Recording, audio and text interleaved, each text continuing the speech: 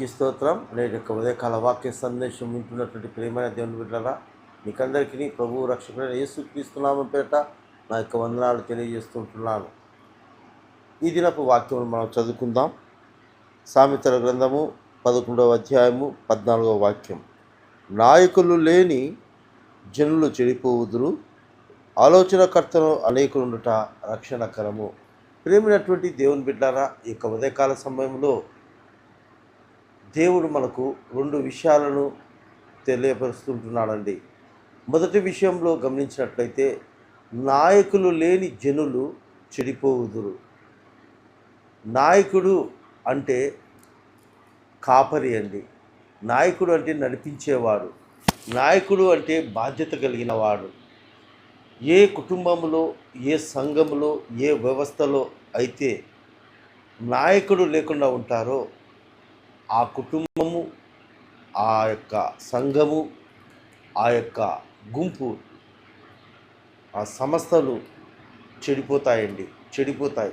ఉదాహరణ గమనించినట్లయితే న్యాయాధిపతులలో మనం చూసినట్లయితే ఆఖరి ఈ అధ్యాయంలో చివరి భాగంలో గమనించినట్లయితే, ఆనాడు ఇజ్రాయిలీలకు న్యాయాధిపతులు లేకపోవడం ద్వారా, అంటే నాయకుడు లేకపోవడం ద్వారా ఇజ్రాయిలీలందరూ కూడా చెడిపోయినట్లుగా, తమ ఇష్టానుసారమైన జీవితం జీవించినట్లుగా దేవుని దృష్టిలో వాళ్ళు చెడిపోయిన వారుగా మనము చూస్తామండి.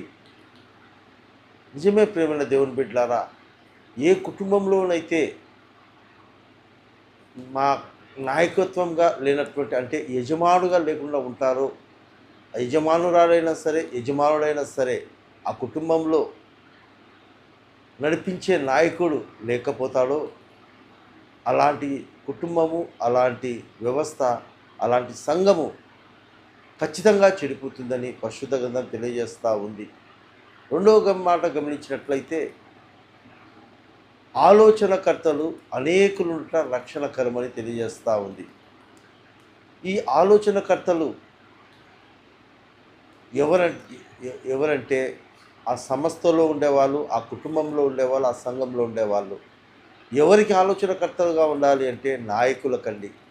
నడిపించే నాయకులకు, యజమానులకు ఆలోచనకర్తగా ఉండాలి. ప్రియమైన దేవుని బిడ్డలారా, ఆ యజమానుడు, ఆ నాయకుడు, ఆ కాపరి ఏమి ఆలోచనలు చేసినా కానీ తన సొంత ఆలోచనలుగా ఉండకూడదు. ఏ పనులు చేసినా తన సొంత నిర్ణయ ప్రకారంగా ఉండకూడదు. ఆ కుటుంబంతో కానీ, ఆ సంఘంలో వారిని కానీ, ఆ సంస్థలో వారిని కానీ సమకూర్చుకొని వారిలో నుండి ఆలోచన తీసుకొని ఆలోచనల ప్రకారంగా ఆ కుటుంబము, ఆ యొక్క సంఘము, ఆ సంస్థలు నడిపించినట్లయితే అవి దినదినానికి ఎంతో మహాభివృద్ధి చెందుతాయని పరిశుద్ధ గ్రంథం తెలియజేస్తూ ఉంది. కనుక నాయకునికి ఆలోచనకర్తను ఏర్పరచుకోవాల్సినటువంటి ఆవశ్యకత ఎంతైనా ఉంది. అలా కాకుండా నేను యజమానుని కదా, నేను కాపరిని కదా, నేనే పెద్దవాడిని కదా, నేను ఇంకొకరి ఆలోచన ఎందుకు తీసుకోవాలని ఆ రీతిగా మనసునందు గర్వించి సొంత నిర్ణయాలు, సొంత ఆలోచనలు గుండా వెళ్ళిపోయినట్లయితే రాజైన రెహబాము యొక్క జీవితం, ఆ రాజ్యము, ఆ పరిపాలనలో ఎలా అస్తవ్యవస్థగా ఘోరంగా విఫలమైందో మనం జ్ఞాపకం చేసుకోవాలండి. ఆలోచనకర్తలు ఏర్పరచుకోవడం ద్వారా దావీదు ఎలాంటి మంచి పరిపాలన అందించాడో ఉదాహరణగా మన పరిశుద్ధ గ్రంథంలో చూడవచ్చు. దేవుడు ఆ 40 సంవత్సరములు దావీదును ఎంత క్షేమకరంగా నడిపించి కాపాడి ఆ రాజ్యంలో సమాధానాన్ని ఇచ్చాడో మనం చూడగలం. నాయకులు లేని ఆ యొక్క వ్యవస్థ, ఆ యొక్క కుటుంబము, ఆ యొక్క దేశము చెడిపోతుంది. మంచి నాయకుడు ఉండి మంచి ఆలోచనకర్తలు ఏర్పరచుకున్నటువంటి రాజ్యాలు స్థిరపరచబడతాయి, ఆస్వాదించబడతాయి, అభివృద్ధి చెందుతాయి.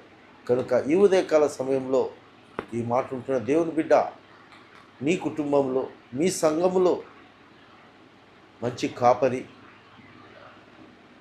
మంచి యజమానుడు, మంచి నాయకులు మనం కలిగి ఉన్నామా?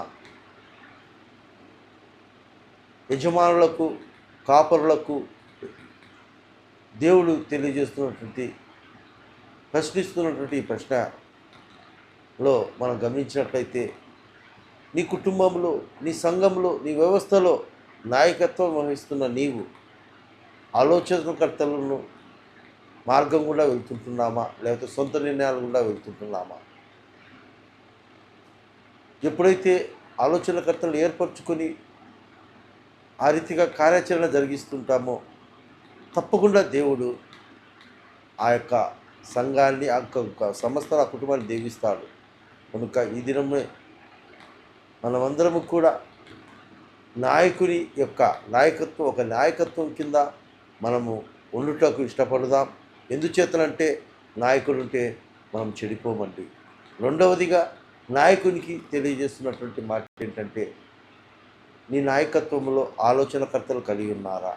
నీ కుటుంబంలో ఆలోచనకర్తను ఏర్పరచుకునే, ఒకవేళ లేకపోతే నీ సంఘములో, నీ కుటుంబంలో, నీ సంస్థలో ఈరోజే అనేకుల ఆలోచనకర్తలను ఏర్పరచుకున్నట్లయితే అది నువ్వు ఏదైతే ఏర్పరచుకుని ఉన్నావో అది కుటుంబమా, అది సంఘమా, అది సంస్థమా, ఏదైనా సరే అది ఒక రక్షణకరముగా ఉంటుంది.